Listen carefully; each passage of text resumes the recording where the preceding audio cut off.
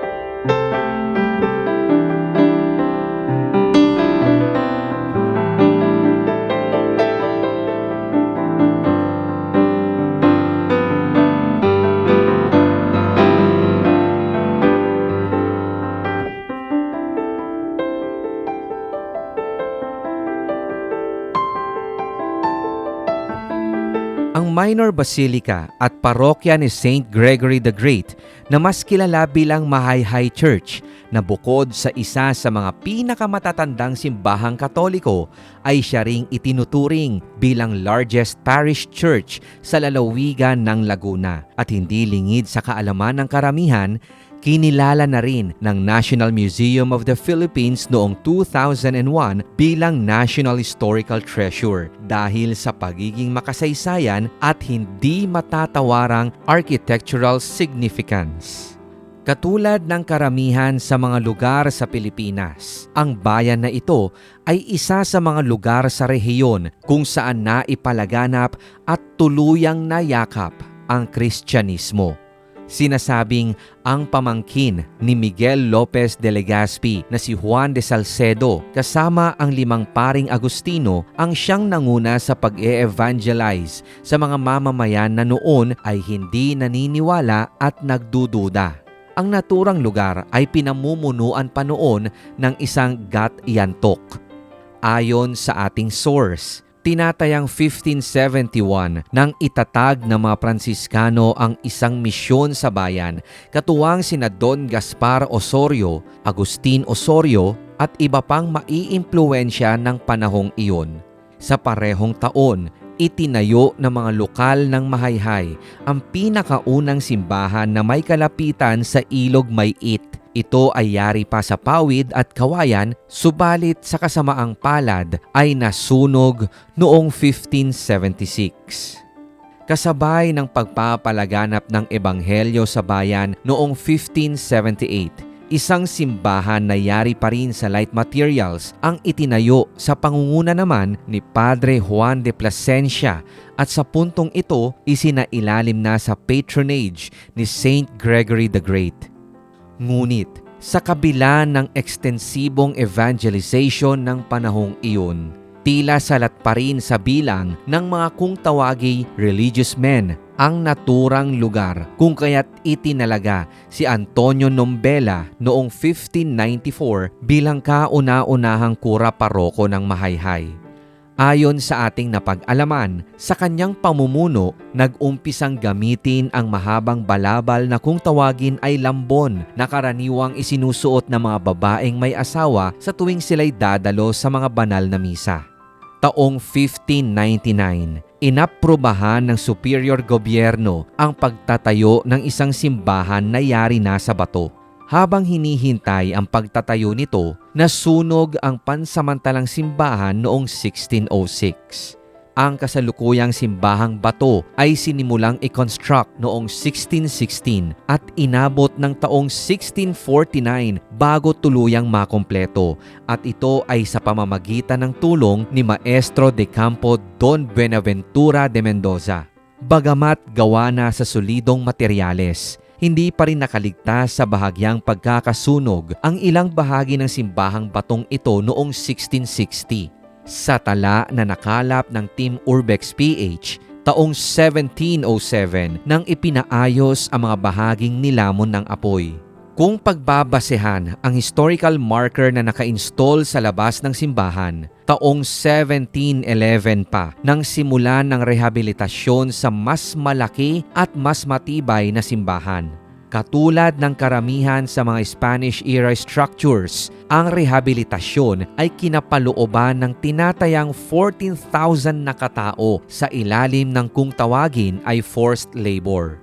Sinasabing aabot sa 250 pesos ang kabuoang halaga ng pagsasaayos ng simbahan na siyempre sa panahong iyon mga esprend ay kinokonsiderang substantial fortune at sadyang napakalaking halaga at ito ay sa ilalim ng pangangasiwa ni Padre Jose de Puertollano. Sa halip na muling itayo ang simbahan, nagpasya si Padre Puertollano na ipaloob ang mga unang haligi ng nasunog na simbahan sa 2 patong na mga mud bricks o ladrilyo na siyang nagresulta sa hindi pangkaraniwang kapal ng pader na aabot sa 3 metro.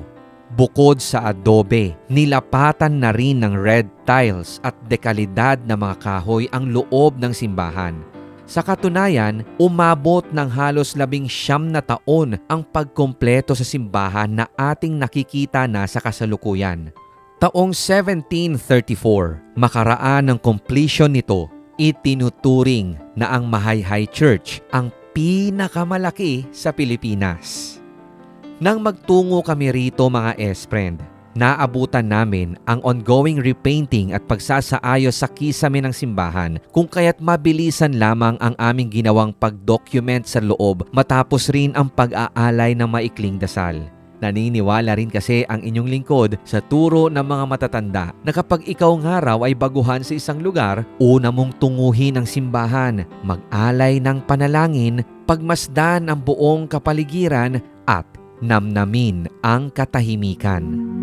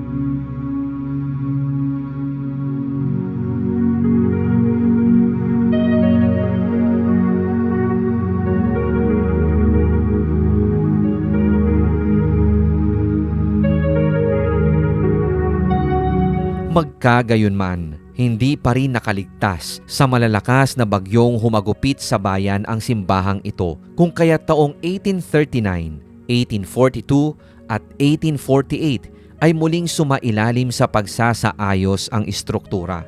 Taong 1892 naman nang palitan ng galvanized iron ang bubungan nito sa pangangasiwa ni Padre Gregorio Platero. Nang sakupin ng mga hukbong Amerikano ang Pilipinas at sa pagputok ng Philippine-American War, nagsilbing headquarters ng mga Kano ang simbahang ito.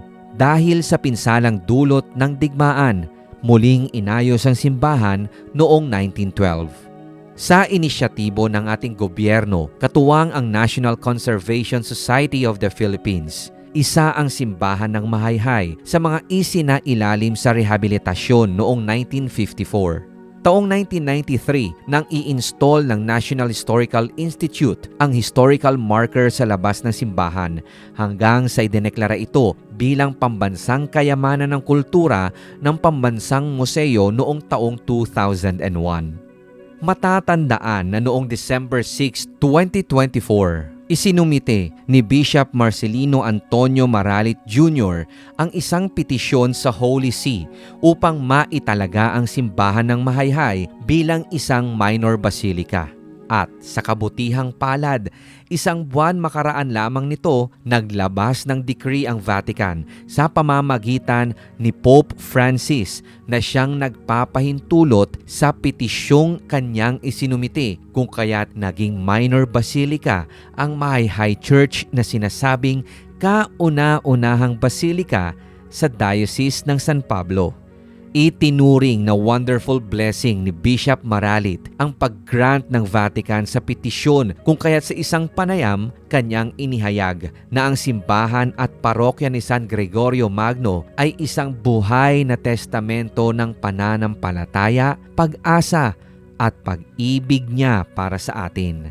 Kung inyong mababalikan sa mga previous Visita Iglesia episodes dito sa channel na ito, ang pagtatalaga sa isang simbahan bilang minor basilica ay katumbas ng pagkakaroon ng particular link o ugnayan sa Roma at maging sa Santo Papa.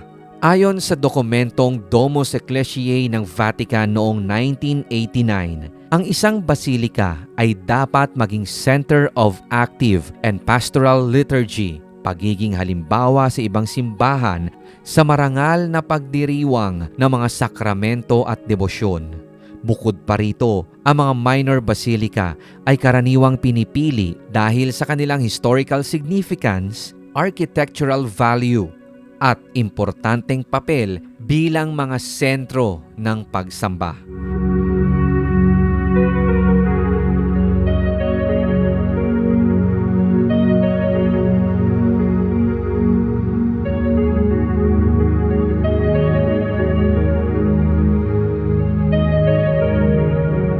Kung sakaling pamilyar ang simbahang ito sa inyo mga S-Friend, tama po kayo. Naging main shoot location ito ng pelikulang 3 Taong Walang Diyos na ipinalabas noong 1976. Isinulat at idinirehe ni Mario O'Hara at kinatampukan ni na superstar Nora Honor, Christopher De Leon at Bembol Rocco. Ang naturang pelikula ay produce din ng superstar at ni De Leon.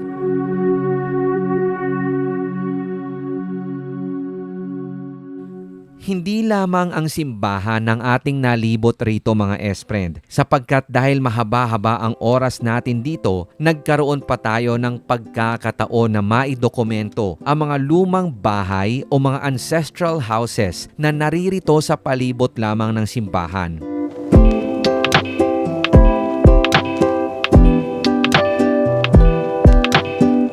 Mga historical markers,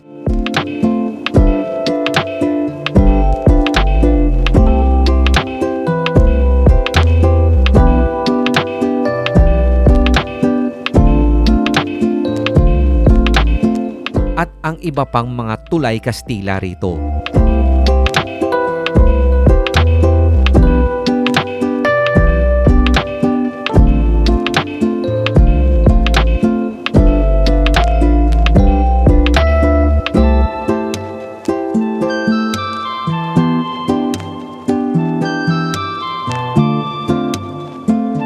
Naikutan rin natin ang Chapel of Nuestra Señora de la Porteria o Our Lady of the Gate o mas kilala bilang Ermita Chapel na unang ginamit bilang tribunal sa panahon ng mga Kastila. Amin ring napag-alaman na ang ilan pang bahagi pala ng lumang kumbento na ayon pa sa ating nakausap mula sa parokya, kapag nasa ikalawang palapagkangaraw ay matatanaw mo ang Laguna de Bay. Isa rin umano ang kumbento sa best preserved conventos na katangi-tangi kung pagbabasehan ang architectural design.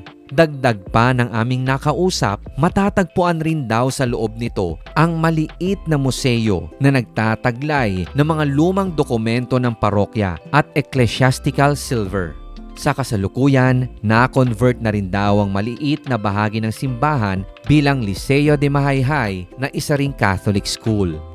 Hindi kalayuan sa simbahan ay matatagpuan ang kanilang Old Catholic Cemetery na una na nating naitampok sa pamamagitan ng Cementerio Series segment ng channel na ito. Bukod pa rito mga S-friend, ilang metro naman mula sa Old Catholic Cemetery ay ang pamosong Puente del Capricho o Tulay Pigi na isa rin sa ating tinungo since nasa exploration bucket list talaga natin ito mga S-friend. Kaya pakatutukan ang lahat ng ating historical exploration dito sa bayan ng Mahayhay.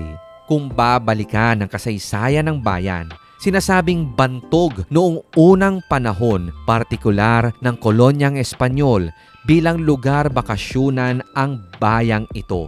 Alam nyo ba kung bakit? Dahil sa malamig na klima. Kung kaya't ng panahong iyon, alam nyo ba mga S-friend na ito umano ang summer capital of the Philippines? Kung susumahin, ang bayan ay nasa paanan ng Mount Banahaw at tinatayang nasa 1,000 feet above sea level.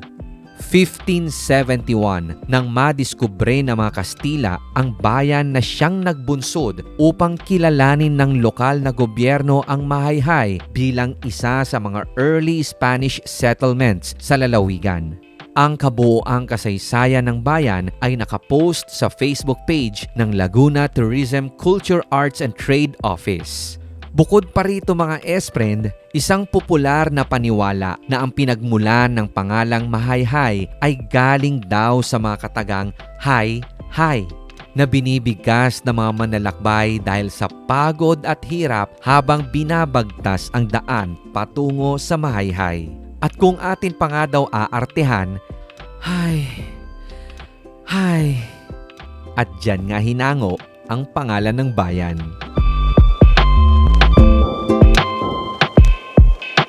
Kung sakaling magbibisita iglesia ka dito sa lalawigan ng Laguna, wag na wag mong kalilimutan at isama sa inyong bucket list ang Minor Basilica and Parish of St. Gregory the Great dito sa bayan ng Mahayhay. More virtual tour and exploration videos coming soon. Kaya tutok lamang dito sa Urbex PH Plakado TV YouTube channel at maging sa ating Facebook page. Maraming salamat sa panonood at pagsishare ng episode na ito mga S-friend. Ako pong muli si Rico Loco, hanggang sa susunod na video.